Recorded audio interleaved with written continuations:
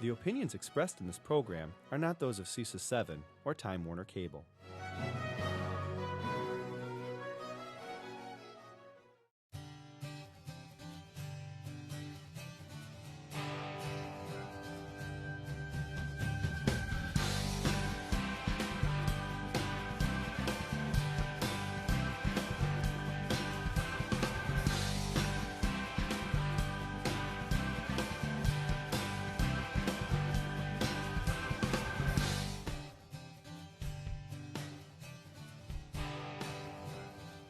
What's your tomorrow?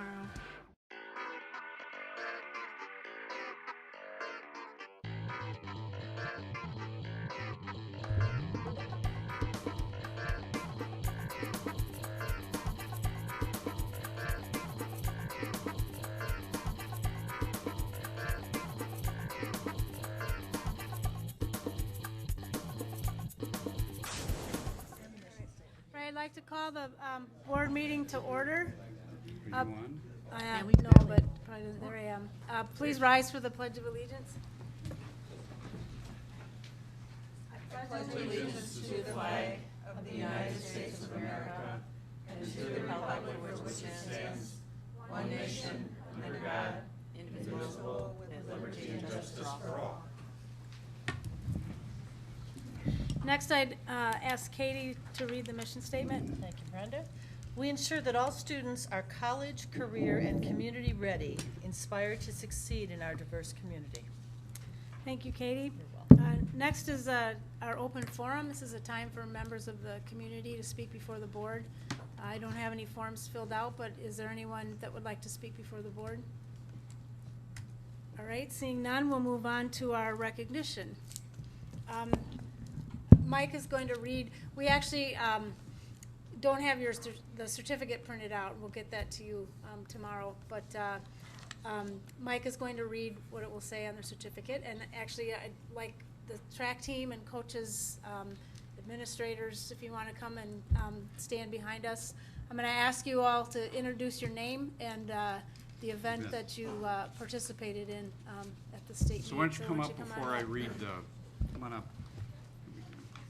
Get you on TV. This is on TV, you know. And everybody watches it. That's right.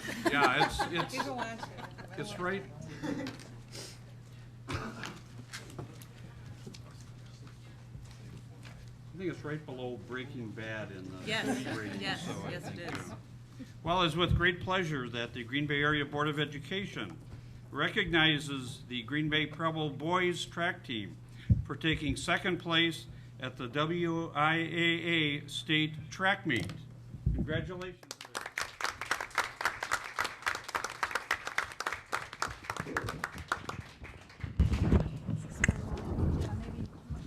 Certainly. We'll start this end. I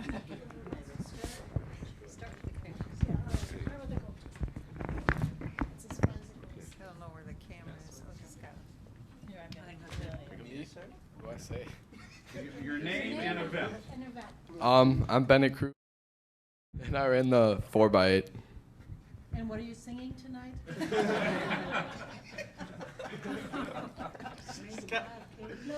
I'm DeJuan Plummer, and I run the 4x8. Okay. I'm Dan Massey, and I also ran the 4x800. I'm Zach Wallenfing. I ran the 4x4. I'm Mike Rainier, ran 800 relay. I'm Corey Sigelski. I ran the 4x1, 4x2, and I was in long and triple jump. My name is Robert Starnes. I ran the 4x1, 4x2, and long jump. My name is Will Daniels, and I ran the 4x1, 4x2, and 4x4. My name is Nick Freitag. I ran the 800 and 4x4. Coaches want to say something about your team?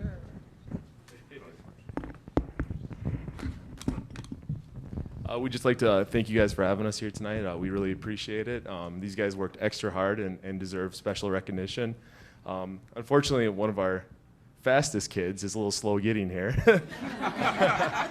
He was just getting an MRI. He hurt his knee in the playoff football or the All-Star football game yesterday. He should be here any second. Okay. But again, I just want to. This is a special group of kids, and they put a lot of hard work and effort into it. And thank you for recognizing them tonight. Okay. Yes. How many are returning? How many did? All but him. Oh, wow. And his brother. So. Very good. Natasha, you want to say something? We are very proud of our track team, and we want to recognize our students. I know they're all not here, but they did a phenomenal job representing Preble High School and the district, the Green Bay Preble School District. So I want to congratulate them and, of course, wish them best of luck for next year, but also commend our coaches and our head coach, Coach Marcel, for just being a rock of strength for the students, our athletes, as well as for our coaches, and for guiding them in this path of success. And it's a phenomenal job. He's definitely bridging the old into the new and carrying on the trend of tradition at Preble for doing very well. So we are very proud. Thank you very much, Coach Marcel.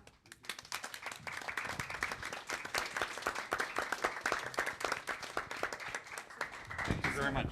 Thank you. Is it, I do have a question. Coach Marcel, this is your first year with second year, second place in the state. Pretty phenomenal. 1 point. 1 point, yeah. We aren't talking didn't want to about bring it. that up. Really, only Well, 1 point. Get that extra point next quite year. impressive. We're working for it. Okay. And is their GPA equally as stellar? I believe so. I think we got a lot of honors and Oh, good. and high honors and a lot with very high potential. Okay. So we'll expect them to be Yes. right Good at the student top as athletes. well. Way to go. So, All right. very good. Well, thank you. Yeah. And congratulations. Thank you again. Thank you. Congratulations.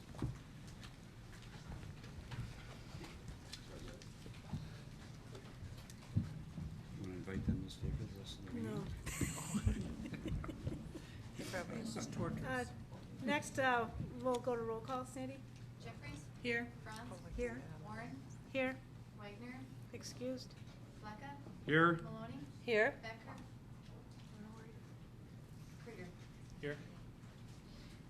All right, we have 5 board members here, 1 excused, and we have, we're joined at the table by Josh Krieger. It's his first board meeting as Vice President of the Intercity Student Council from West High School, so welcome, Josh, and Thanks.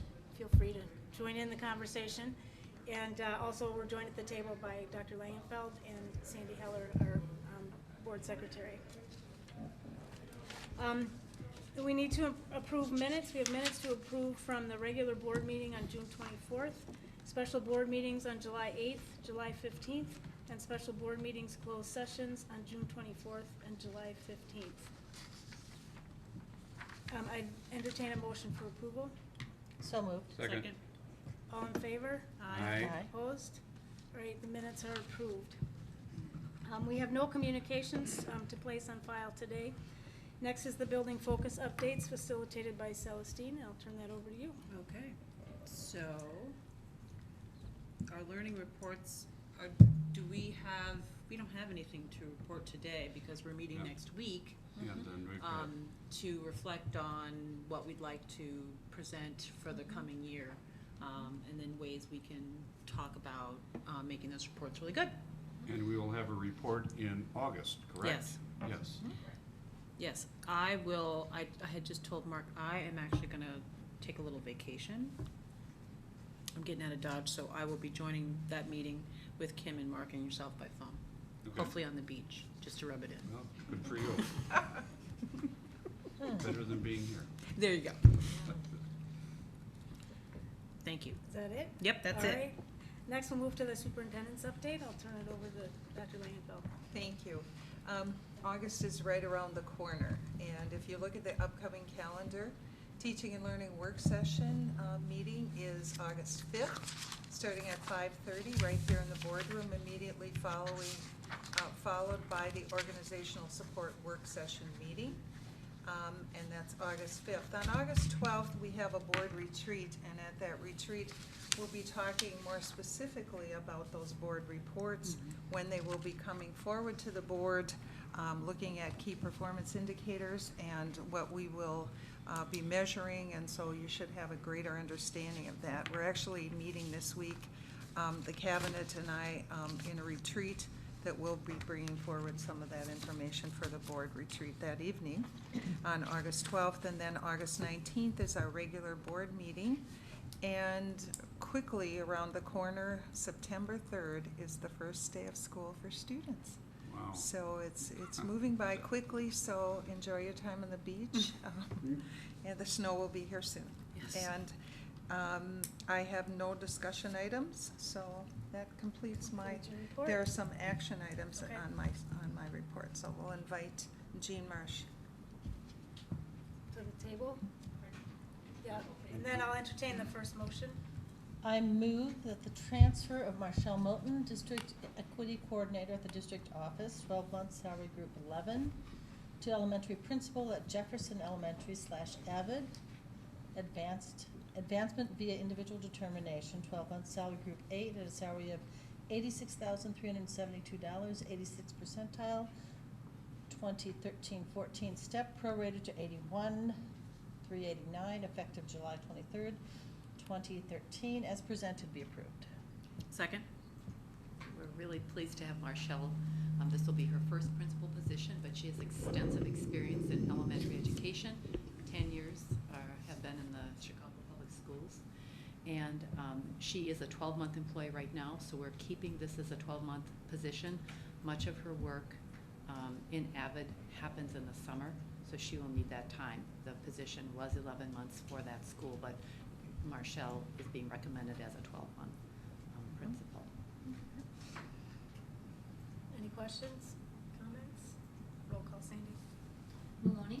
Aye. Warren? Aye. Franz? Aye. Jeffries? Aye. Blackout? Aye. Carried 5-0. I move that the employment of Caitlin Sedabres as the varsity head coach for the girls swim program at Southwest High School at a stipend of $3,020 be approved. Second. There is nothing unusual about Okay. this recommended motion. Is there a particular reason why this singular writer is coming to us now? I do not know why this one is coming to you now. I mean, usually we get a whole You- bunch of them. Yeah. They interviewed not until Monday, and they missed the Monday's board meeting, Oh, and they wanted to get the coach started. okay. So we had most of the writers last, okay.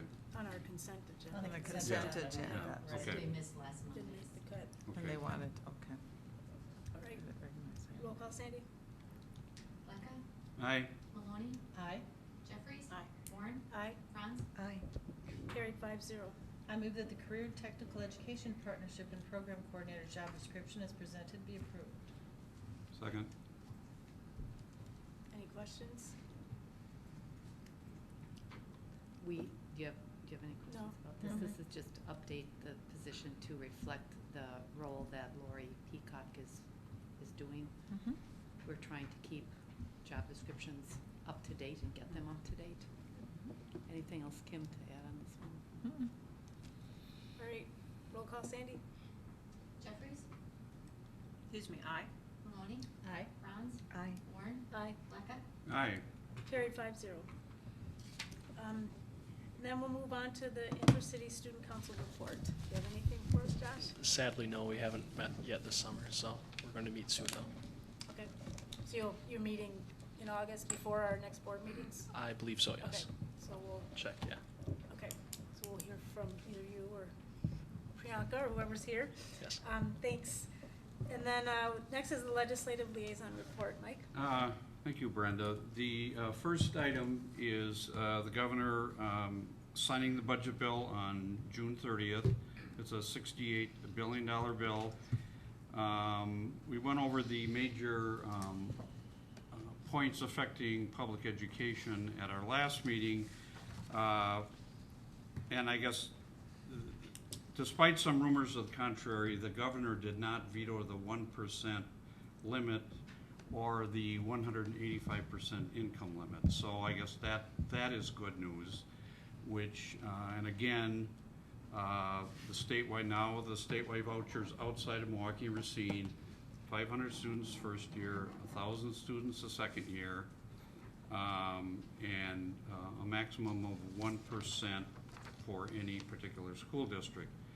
Now, I think we all know that that's not going to last very long. I mean, conceivably, when the legislature comes back this fall, the legislator could introduce a bill to change that cap for the 2014-15 year. So that conceivably could change.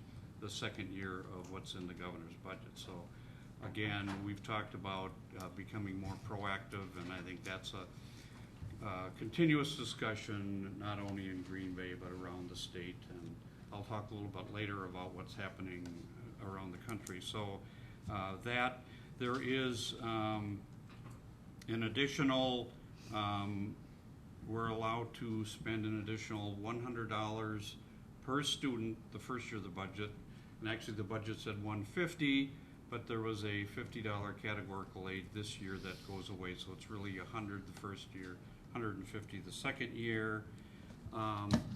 There was one beneficial veto that the governor did veto, and there was a middle of the night assembly amendment that would have allowed schools already participating in the Milwaukee and Racine voucher programs to accept students from elsewhere in the state without counting toward the caps and the number of students who may participate in the expanded statewide voucher program.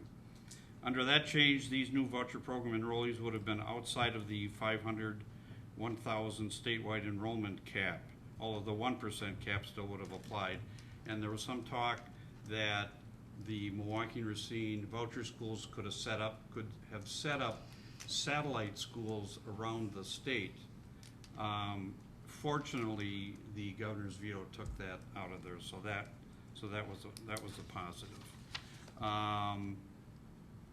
Kind of an interesting thing, veto on the report card release date.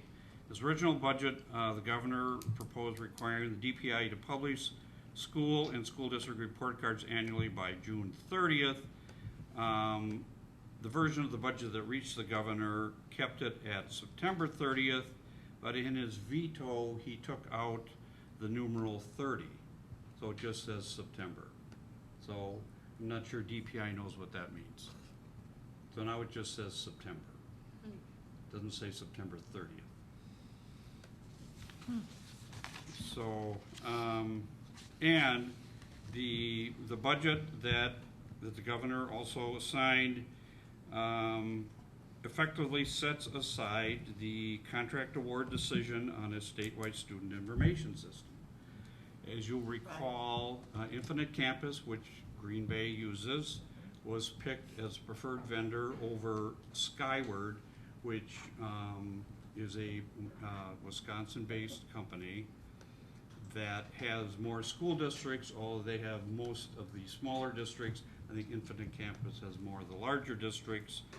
The legislature changed that, so it sets aside that contract and requires the Department of Public Instruction to develop and submit to the Joint Finance Committee for approval a new proposal that would provide for a multiple vendor student information system. So that's where that is. And then also the budget contains provisions that suspend implementation of the Common Core state standards and prohibits a DPI from directing school districts to further implement the Common Core standards until certain directives are met, including having DPI review estimates of the fiscal impact of the state of fully implementing the Common Core standards or discontinuing implementation of Common Core standards. So that puts that whole thing. Tim, I assume we're proceeding with what we're doing. How do we react to this? Do we just continue doing what we're doing? Around the information system? Well, no, around the Common Core standards. They're basically saying they're pulling the whole thing on hold. Yeah. Mark, do you? Mark, yeah. Maybe, okay, Yeah, good. yeah, we've Because I think a lot of people are confused now as to what is happening. Right, we've discussed that, and I know Mark was interviewed recently. I think there was a brief article in the newspaper about that as well. Yeah, I think it's always challenging when you are asked to focus on a target that's continually moving. So we've prepared our curriculum coordinators and our teaching and learning department to really look at using the Common Core as a guide, but ultimately the curriculum is going to be the Green Bay Area Public Schools curriculum. So we're continuing to move forward and certainly align our work with the Common Core. That's not changing. I think we have a lot to learn yet in terms of how the state's going to respond in the guidance. We've been working collaboratively with CISA 7 and Dr. Judy Sargent, who has a nice pulse on things that are moving at the state level, and certainly there to help us and provide us the direction as things, continue to move and as we learn more. Okay. All right, good. And so.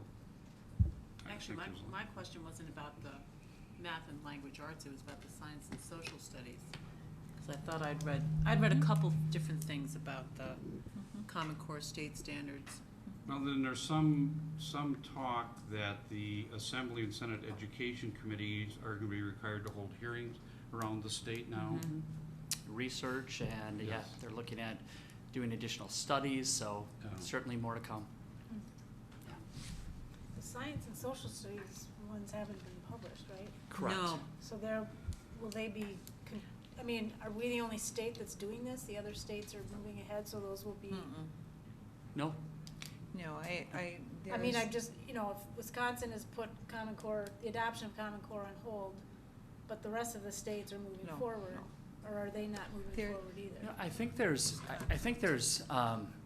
some messaging in terms of are we putting Common Core on hold, or are they asking for additional research to support the adoption of Common Core? And everything that CISA is providing us is that they're really looking at further vetting Common Core in terms of what it is and how do you build it and support it, not as if we're taking Common Core and moving it off to the side. We're still looking at how do you support it, how do you implement it, what comes with the implementation of the Common Core in math and reading. And those are the two pieces that we've received information back from CISA around. Science and social studies, the next generation science standards, is that they're still looking to build those and grow those, and we actually had a team that did some exploratory work so that we could stay out in front of the learning aspect, certainly not the implementation, but the learning aspect of that. And really our work right now is around continuing to listen and to learn and then to position ourselves so that we're flexible, ultimately resulting in a well-vetted plan for our teachers and for our administrators. Okay, thank you, Mark. Yep, thank you. The second item, voucher enrollment, simply, I'm sure you've read articles in the paper.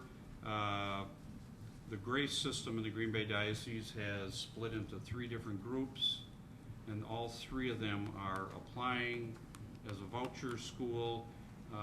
Notre Dame Academy has also indicated that they will apply, and I think DPI will announce what schools are selected by, I think, August 9th.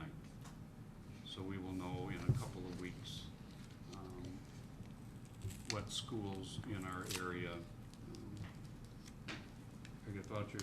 The third one, Senator Luther Olson has talked consistently about one of his concerns has been, and concerns obviously of everyone in public education, is that the private and religious voucher schools are not held to the same accountability standards. So he has been working on an accountability bill. I talked to an aide in his office last week.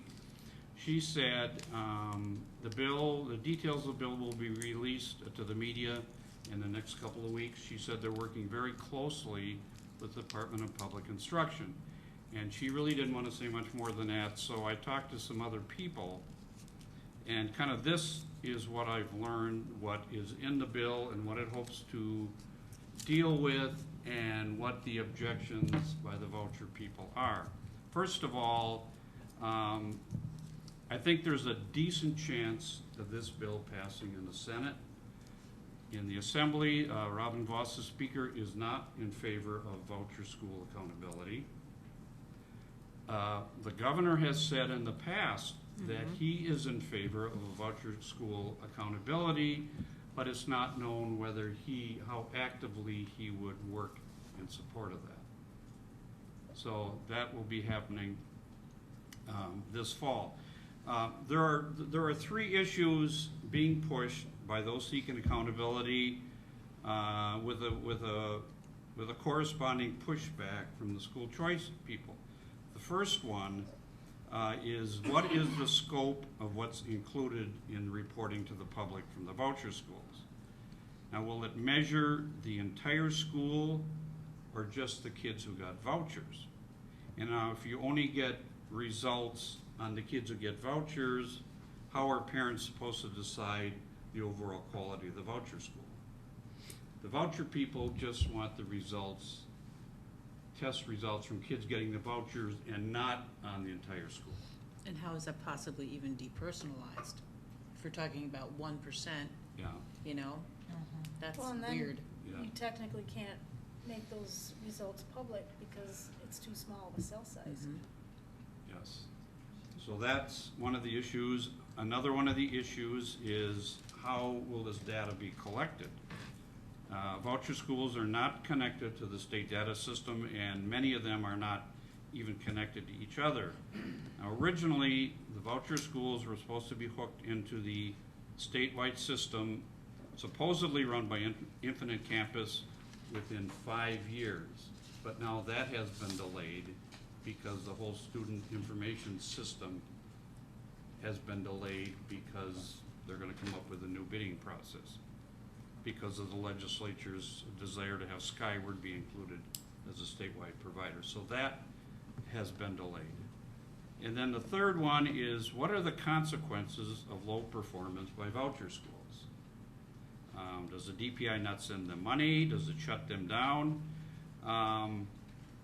Voucher schools are arguing that it's not fair to compare their results with public schools because they don't spend as much money per pupil as public school does, ignoring the fact that they can be selective in enrolling their students and they can reject high expense students if they don't have a program for them.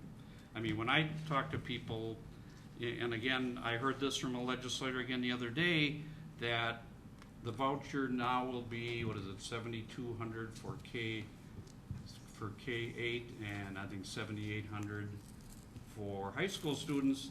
And they said, well, isn't that a great deal for taxpayers, because our per pupil cost is about $11,700. And I said, well, the reason ours is $11,700 is that we have some students that cost $70,000, $80,000, $90,000 a year to educate. Some of our high need special ed students.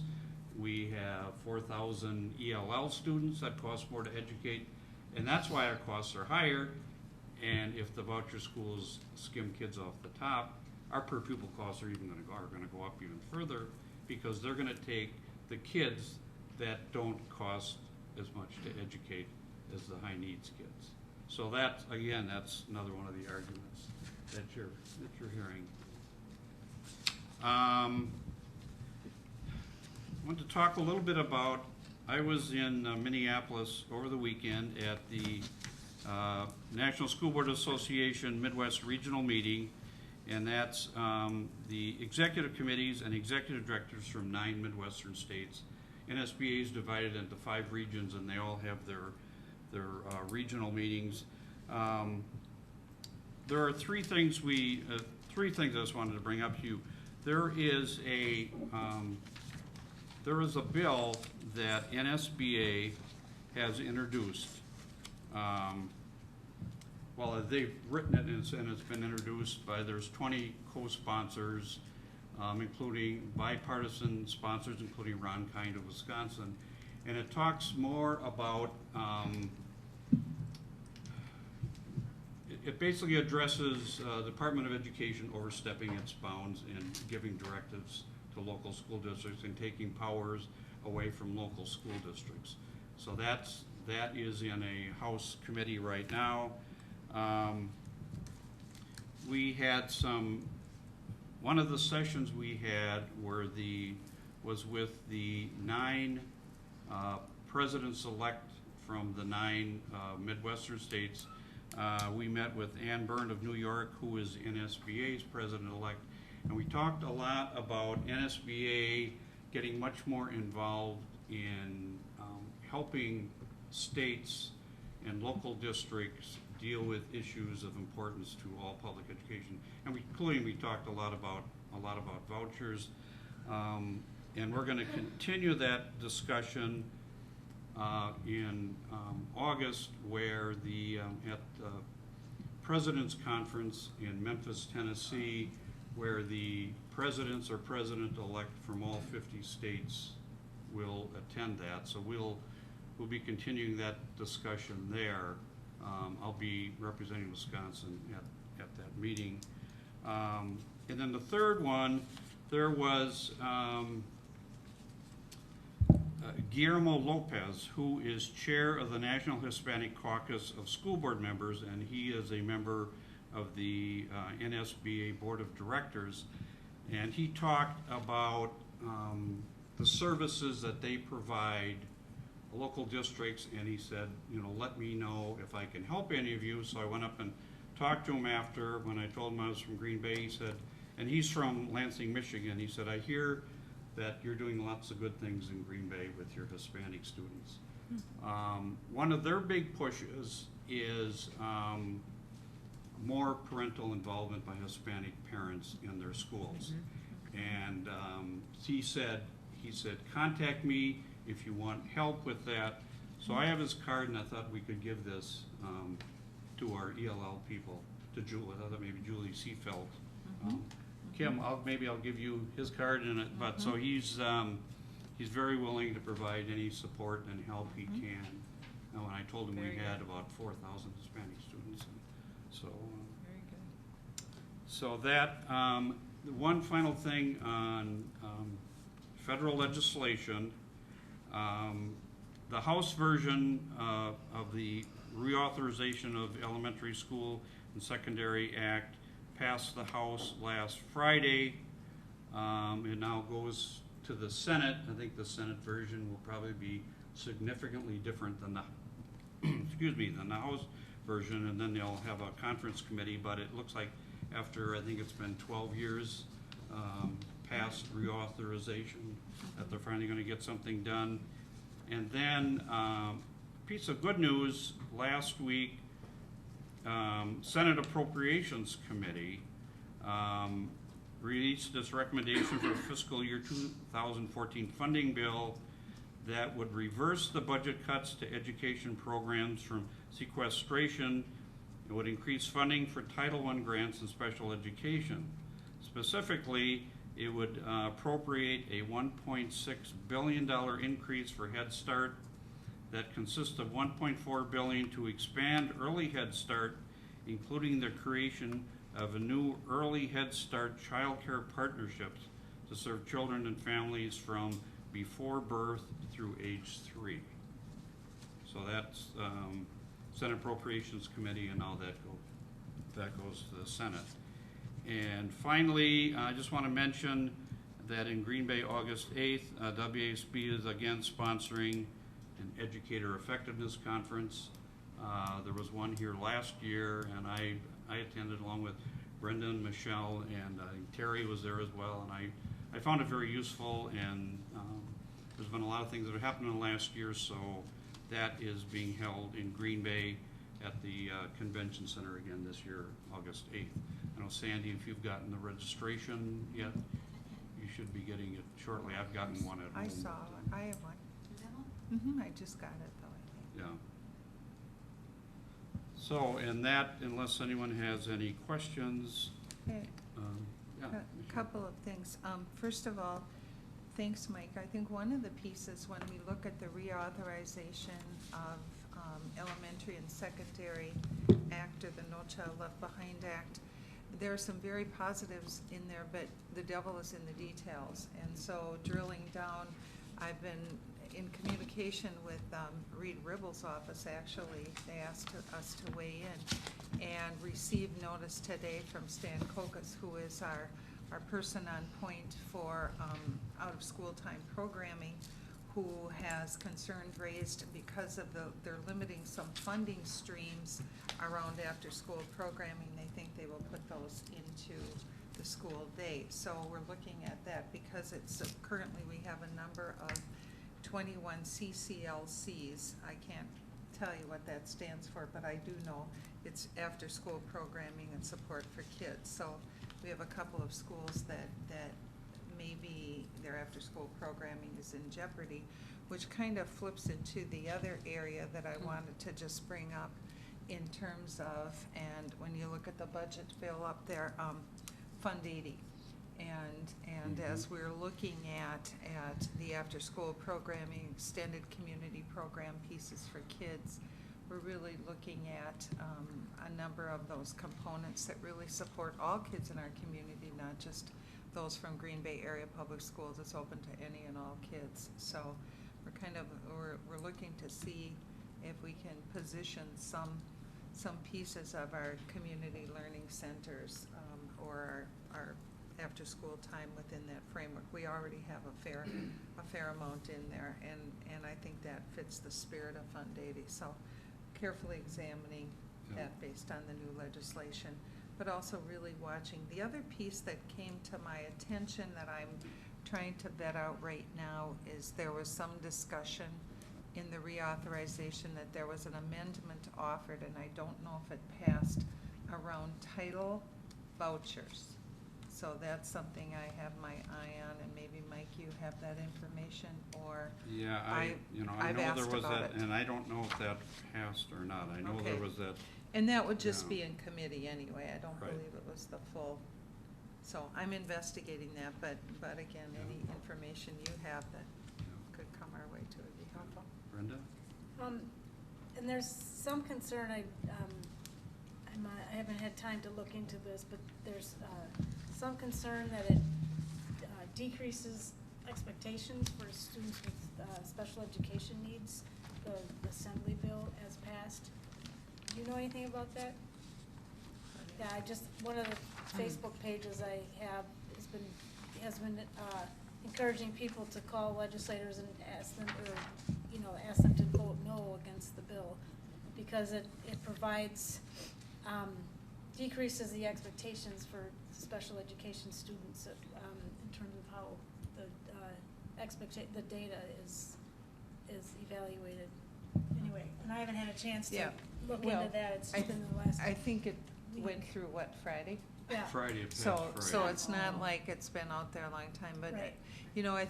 I think one of the pieces, the benefit of No Child Left Behind was the recognition that no child should be left behind, and that we need to ensure that all children are successful in education, and so the criteria that was set up was almost impossible to meet. And there were a number of situations that didn't make a whole lot of sense. For example, you became sanctioned and had to withhold money instead of investing it in interventions. You had to withhold a certain part of the budget, and couldn't make some decisions until later in the school year, which didn't make sense at all. And so you were withholding dollars that could have been used to help children who are struggling. So there are some pieces of this that I think moving forward could be very good, but the devil is in the detail, and we have to really vet out each piece, because I think there's a lot of moving parts we need to keep our finger on in terms of the pulse on this. And that special ed piece. Yeah, Mike, I just wanted to thank you for giving Green Bay a presence both at the state level and the national level. Thank you. With your work with WASB and NSBA. And I just want to mention for those watching that my attendance at NSBA conferences did not cost Green Bay anything. They're paid for by WASB. So want people to know that. I appreciate that about you too. Yes. No, I think that's it. And we talked about, when I talked about that NSBA bill and other things, all that information is on nsba.org. It's a good website. If you look under advocacy, that explains the NSBA bill and all of the other legislative things, and then they've got a great no voucher website. Again, that's one of the things we talked about, that I talked about with other presidents-elect from around the Midwest region, and NSBA is gearing up to be much more proactive. And NSBA was the one that led the fight in Louisiana to go to the Supreme Court to fight the vouchers in Louisiana, and they're going to be. They said we're going to be on the offensive. We're not just reacting to things. We're going to be proactive. So that's a good message. I think they've got new leadership at NSBA, and I think another one of the things they talked about is building, and that's something we also have to do in Wisconsin, is building and rebuilding partnerships with all educational groups. And I know NSBA has developed a pretty good relationship with the NEA and the AFT and with all of the other educational groups. So that's important. I mean, there's a lot of discussion of whether these groups, we have some differences, and I think we will probably continue to have some differences, but a bottom line is that we're all in it to help kids, and we need to do a better job of working together. So that concludes my report. All right, thank you, Mike. Let's see, next we have our system reports. The first one is teaching and learning facilitated by Katie Maloney. Thank you, Brenda. We had a great discussion on the Focus School update. It was very exciting to hear from the principals from the 3 schools, Nicolay, Dans, and Eisenhower. It was a real team effort. You really got the sense that good work was happening there. Then we also scheduled our board retreat at 5:30 on the 12th. And then we have action items. Move that the Unique Learning Systems Curriculum Adoption Proposal second reading, $44,530 be approved. Second. Questions? Sandy? Warren? Aye. Blacka? Aye. Jeffries? Aye. Maloney? Aye. Franz? Aye. Carried 5-0. I move that the Advanced Placement AP Spanish and Language, Culture, Curriculum, and Resources waiver of the first reading, $5,027.25 be approved. Second. Sandy?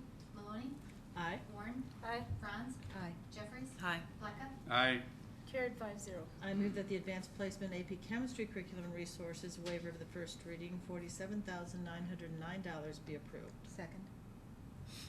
I do have one question. I apologize because I wasn't here last week, and I don't know if the people are here to answer the question, but I noticed in the curriculum it mentioned requiring 16 labs. Do you want to, and I know that in our physics AP course, the teachers have a very difficult time fitting in the non-lab instruction in the labs, and oftentimes one or the other gets the short shrift. And I'm just wondering if these 16 labs added to AP Chemistry adds added difficulty of being able to teach that course in just 1 year. I don't believe so, but I want to make sure that we go back and we get that answer for you. I know Lisa Johnson would be able to give you the specifics on that as she worked with that work group. Is it about the action? The 16 is the number? Is that the specific question, or is it about the balancing of both of those? I just know that in talking to Yep. about AP Physics that it's humanly impossible to fit what's required as part of the AP course into a 1-year course. Yep. And I know teachers have done various things with trying to, I know at Southwest they have class every Friday morning or something to fit all that in. So I'm just wondering if these 16 labs are added to what's already there, and we will also have the same difficulty with that course as we already have with the physics course, or if they've replaced, some instruction with these labs, and it's still a year-long course. Well, I think having been a former AP psychology teacher, I know that the challenge certainly is to cover the breadth of what an advanced placement course would offer, and certainly what College Board expects, and then the preparation of preparing the students goes beyond the classroom oftentimes. But our approach would be that we would certainly look at the scope and sequence of what that looks like, and certainly the professional learning to support the teachers. And at one point, something has to give, because you can't fit it all in.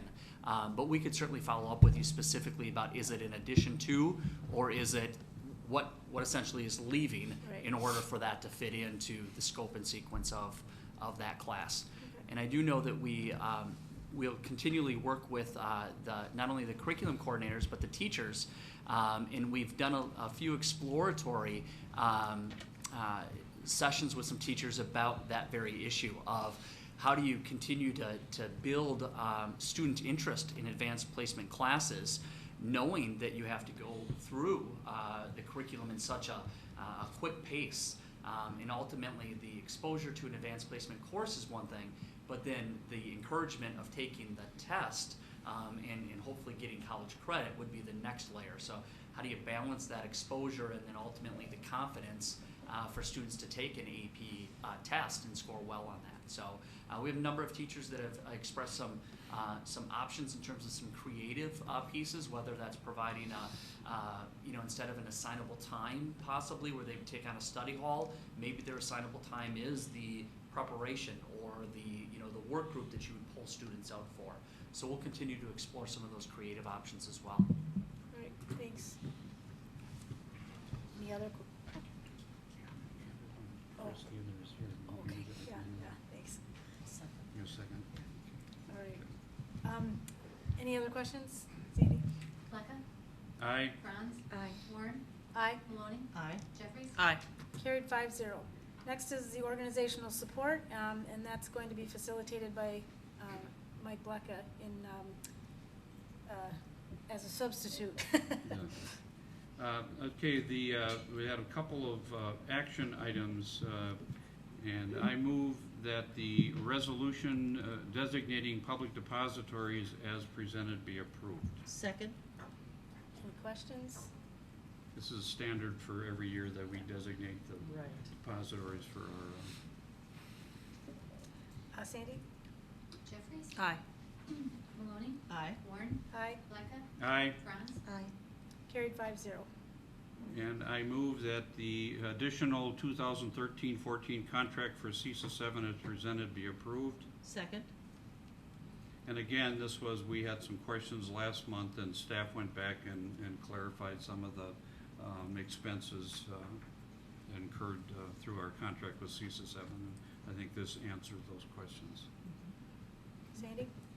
Blacka? Aye. Franz? Aye. Warren? Aye. Maloney? Aye. Jeffries? Aye. Carried 5-0. And under Human Resources, we have an action item.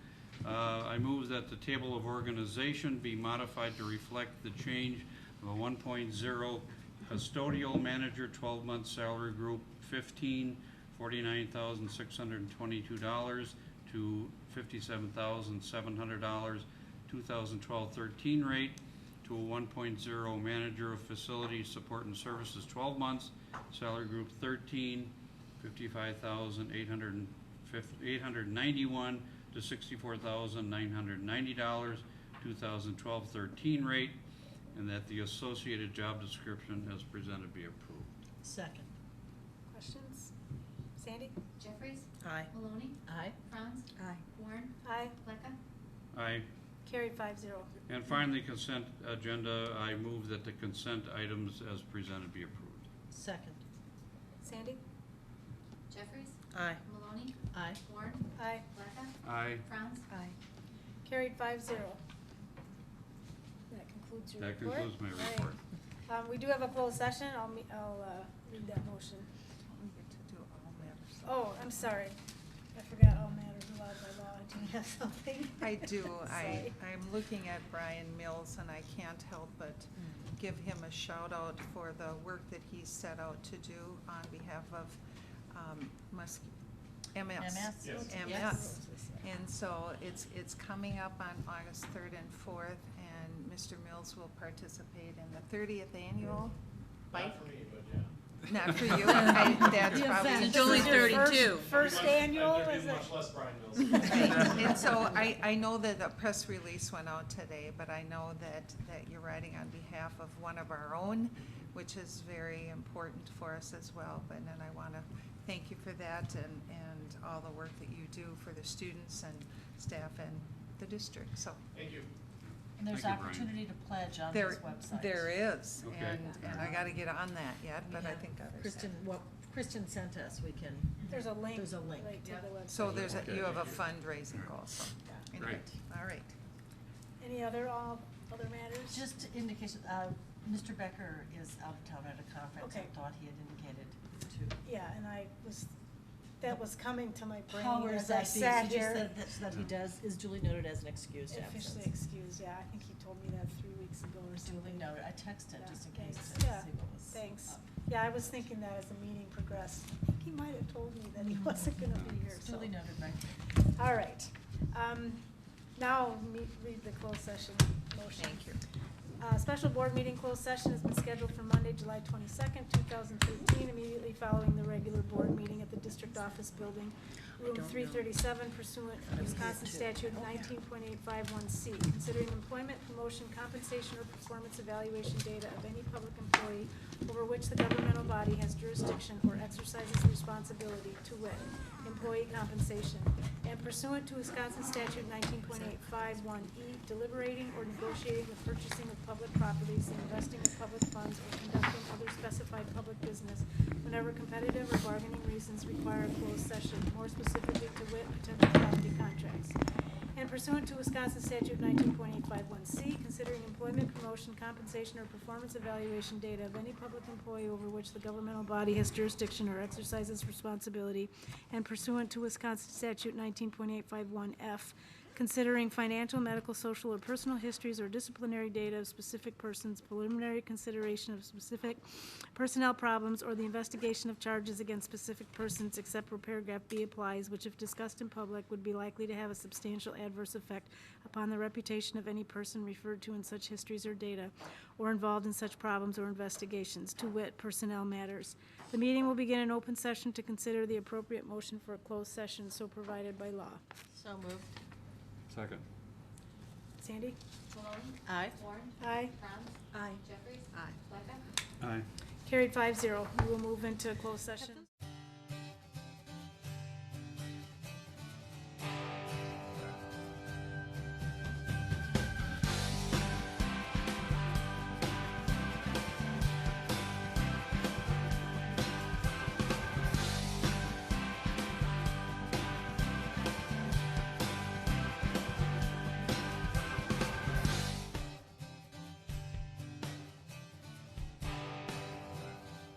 What's your tomorrow?